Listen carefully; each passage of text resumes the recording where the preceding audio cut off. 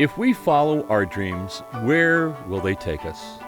We never really know, nor do we know who we'll meet along the way, or where, or why.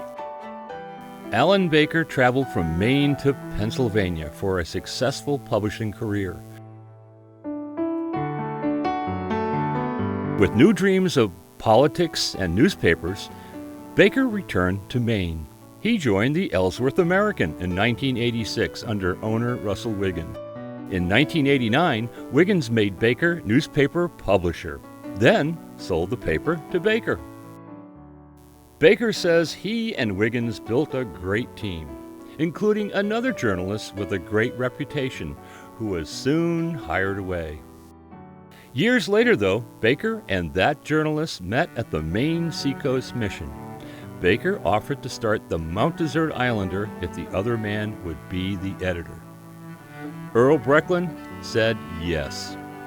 Back in 2001, the Barber Times had gone through several rapid changes of ownership, and I decided I really wanted to be part of an organization that would be more responsive and more connected to the local community. So I put some feelers out, and I got a call from Alan Baker. And we actually came down to the porch of the Seacoast mission with our brown bag lunches and looked out over the water and talked about what our vision for a new publication to serve Mount Desert Island could be. Well, from the beginning, the Mount Desert Islander, we desired to cover all the communities on Mount Desert Island.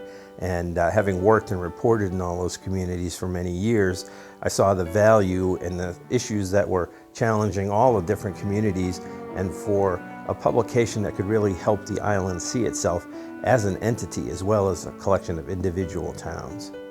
Earl has done a marvelous job with this newspaper. It has become a symbol of this community here in Mount Desert Island. The Islander has been named the best small weekly newspaper in New England several times, and also was named the best small weekly in the country. So we're very proud of what has happened here.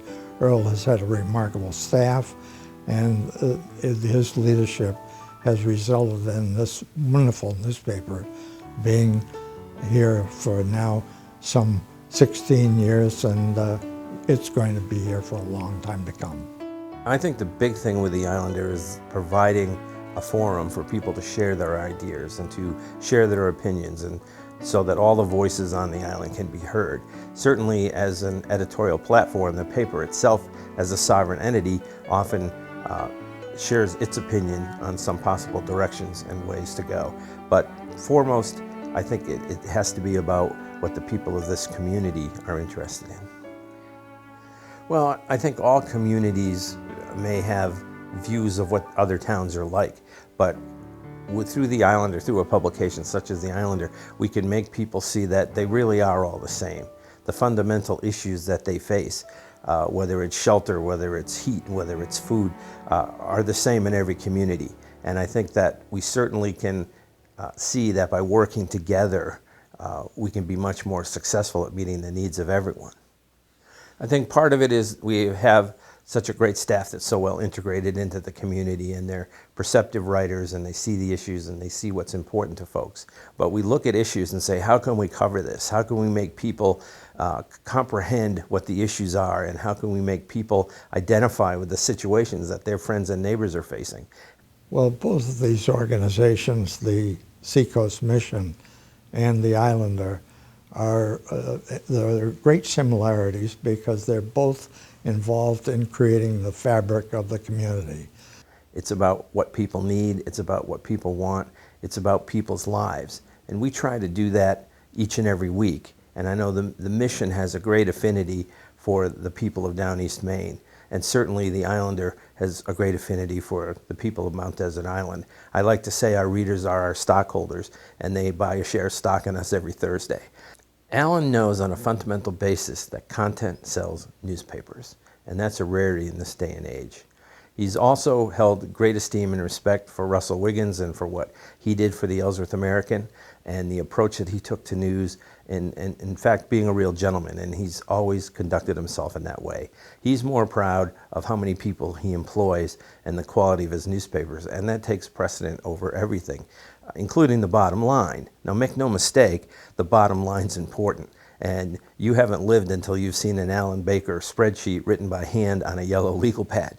But I think that the dedication to the community is a rarity in these days, and I think it's important, and I think it's fundamental to the success of both newspapers. One of the many things I love about Alan is his continued commitment to thinking about how can we make the newspaper industry better. And also, he's made a huge commitment to the community by keeping the newspaper production right there and keeping those jobs. Earl has to be one of the most interesting men alive, whether he's hiking, maple sugaring, publishing a book about collectible postcards. He's living the Mount Desert dream. We're so appreciative of everything that he does to support the entire newspaper industry throughout the state of Maine.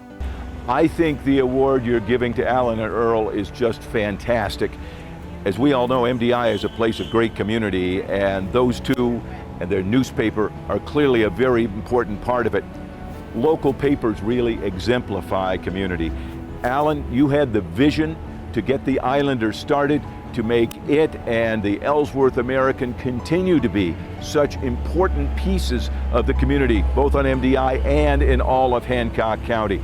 And as for Earl, for a guy from away to come to MDI and to embrace that community the way he has, and for the community to embrace him back, really says just a whole lot about the kind of talent he has and the kind of person he is. I'm Bill Green, and it's my pleasure to offer my congratulations to Earl Brechlin and Alan Baker on winning the Sunbeam Award. Just like the Sunbeam is a missionary boat getting out there doing important work, I think that's fair to say about the careers of Earl and Alan. And it's a pleasure to offer my congratulations. Keep up the good work down east. It's always a pleasure to see you when we're down there. And once again, it's with great pleasure that I introduce the winners of the 2017 Sunbeam Awards, Alan Baker and Earl Brechlin.